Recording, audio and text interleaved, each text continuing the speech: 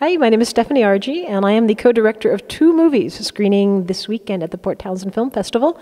The first one is the feature film The Red Machine, and the second is a short film called Gandhi At The Bat. I flew up here yesterday from Los Angeles, and even though there were no peanuts whatsoever on my flight, no beverages, it was a gorgeous flight because we came in over Seattle, which I'd never done before, and we got to see the Space Needle and the baseball diamonds, and it was really spectacular. And then we came up here, and this is one of the most beautiful places that I have ever been.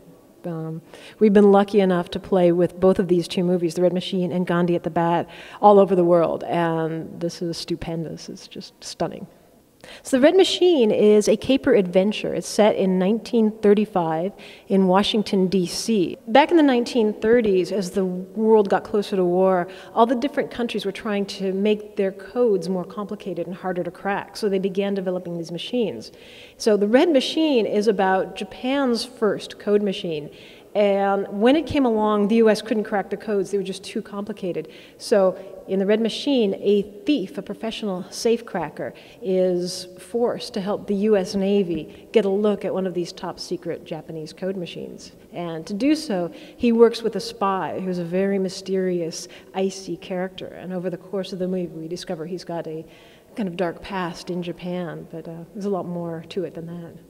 The short film, which is playing with The Red Machine, is also ours, also set in the 1930s, and it's called Gandhi at the Bat, and it is about the little-known incident when Mahatma Gandhi pinch hit for the New York Yankees, which is not at all true. It's based on a short story that appeared in the New Yorker by Chet Williamson, but we turned it into a mock newsreel. It's a perfect, our attempt to do a perfect recreation of a 1930s newsreel about this mysterious incident when Gandhi took a turn at bat for the Yankees.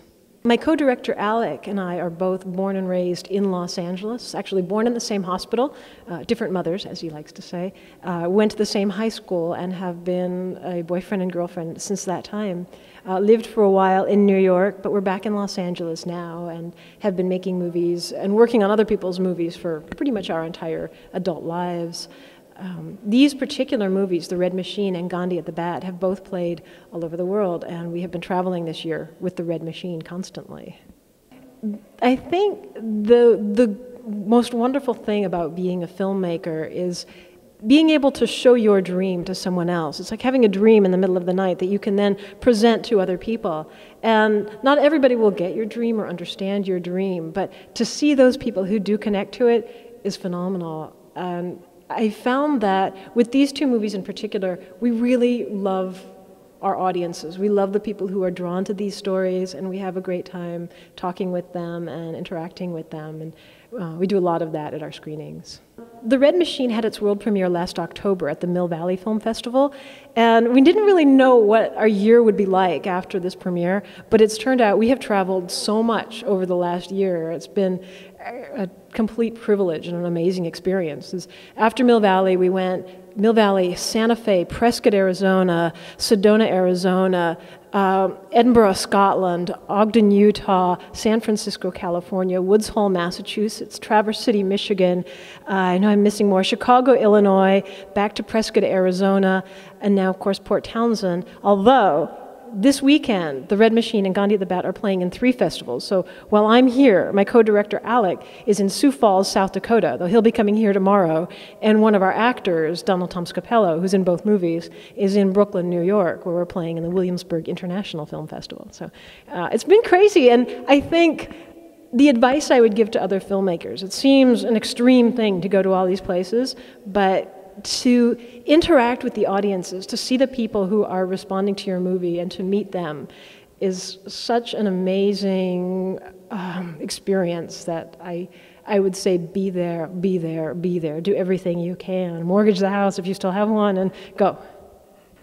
We didn't get into Sundance. I don't know, maybe we're not just a Sundance movie, but I think a lot of filmmakers make a certain mistake that Sundance, certain film festivals have become really, really cultish. And they're wonderful festivals. I think they're great. But people can get a little bit too obsessed with those and overlook festivals which, although maybe not as name-worthy, are equally wonderful and will offer such transcendent experiences. So rather than saying, well, I'm not going to apply to this one or that one or this one because I'm holding out for Sundance, to be open to all of the great festivals that are out there, of which Port Townsend is absolutely one. It's been terrific. The community support for this festival is just so heartwarming to see how much the festival means to people and how much the films are appreciated.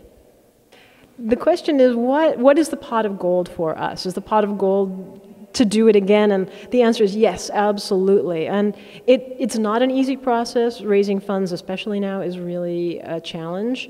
But what we found with the movies that we've done, especially Gandhi at the Bat and The Red Machine, is that it sounds hokey and kind of spiritual or something, but it's true that once you plunge into something, once you commit yourself down this road, obstacles fall in ways that are just almost eerie. They are, with Gandhi at the Bat is set in Yankee Stadium in the 1930s. And when we were getting ready to do that one, we obviously needed a big baseball diamond that we could find and shoot in, and we needed baseball players, we needed a Gandhi, we needed a Babe Ruth. There were all of these limitations, and as soon as we said we were going to do the movie, all of those hurdles just collapsed in front of us, and it was the same thing with Red Machine. So I don't know how to tell people to raise money at this point. We used our own money for both of these movies, and it's not an easy thing to do, and you're advised against it constantly, but I wouldn't trade that experience. I wouldn't trade what we've done for anything. At this point, the challenge for all independent films is to really find the audience. No matter what your movie is, there's somebody out there who will love your movie. The challenge is to connect that person with the knowledge that your movie exists. So for us, it's been a piecemeal process. You put out many little things that you hope people will find. So we do have a website for both movies. The one for Red Machine is a little more current. We have a blog on that one. We do have a Facebook page for the Red Machine. We do a newsletter to anybody who signs up for the Red Machine, and we're going to start doing little prize giveaways, little souvenirs from places like Port Townsend for one person we draw from the list. But part of what also helps is getting press coverage, is doing interviews and getting reviews. We played recently a week at a theater in Chicago called Facets Multimedia, and through the efforts of the man who runs Facets, Charles Coleman, we were able to get a review by Roger Ebert, and that put awareness of the movie at an astronomically higher level than what it was, because he gave us 3.5 stars and 2 thumbs up, which made a lot of people come to us, and that was thrilling. Also, a man named Tyler Hinman, who is the 5-time crossword puzzle champion of the US, did an article on the movie and its puzzles in Wired, because there were certain things hidden, especially in The Red Machine, that are left to be found. So a presence on Wired helped us too. So it's our efforts, but it's also the kindness of people who cover us and put us on radio shows and do blogs about us and so on.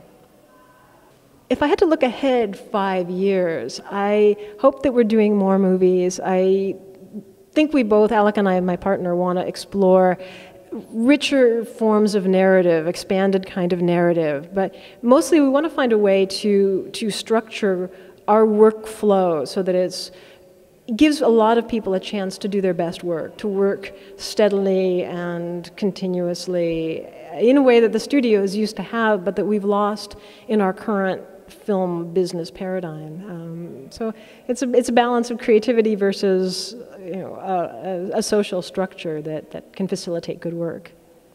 We're honored to have been here at the Port Townsend Film Festival, and we encourage you to please come visit us at our website and join our Facebook page, and we hope that we'll be back again in front of you wherever you are very soon.